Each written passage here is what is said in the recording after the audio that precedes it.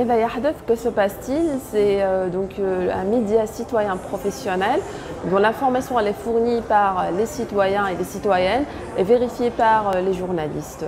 Et donc il s'agit du journalisme participatif, là où les citoyens et les journalistes travaillent donc d'une manière coopérative. On offre aux citoyens une plateforme de participation, là où ils peuvent exprimer leurs idées, leurs avis, leurs interpellations, leurs soucis par rapport à la communauté et les problèmes de leur gouvernorat et ville. Et donc ils s'expriment librement sans qu'il y ait aucune contrainte.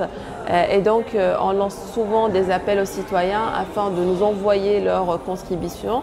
Et ces contributions pourront être des articles ou des vidéos ou des photos ou des textes. Et après c'est à nous en tant qu'équipe journalistique à l'intérieur de vérifier les informations, de voir donc si ces informations sont fiables et correctes et bien évidemment éditer l'article pour qu'il soit en format journalistique.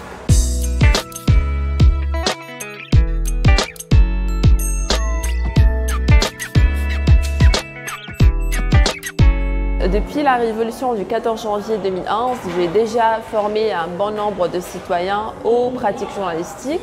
Et donc, on ne néglige pas ou on ne nie pas l'idée qu'il y a plusieurs initiatives qui ont eu lieu à travers les réseaux sociaux. Sauf que les plateformes comme Facebook, Twitter ne sont pas suffisantes afin d'exprimer l'expression, en fait d'exprimer les avis et partager les informations auprès d'un grand nombre tout en respectant les règles éthiques et journalistiques. Et c'est la raison pour laquelle nous parlons d'un média professionnel.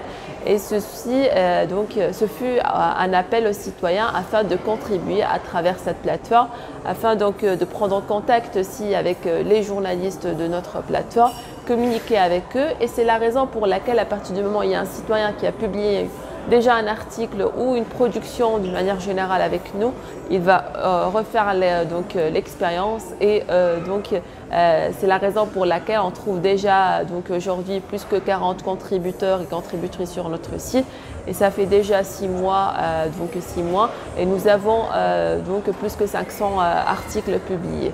Mais il faut dire honnêtement que sur le site de Meda Yahdef, on trouve des articles qui critiquent le régime et d'autres articles qui soutiennent le régime sans être soumis à aucune contrainte.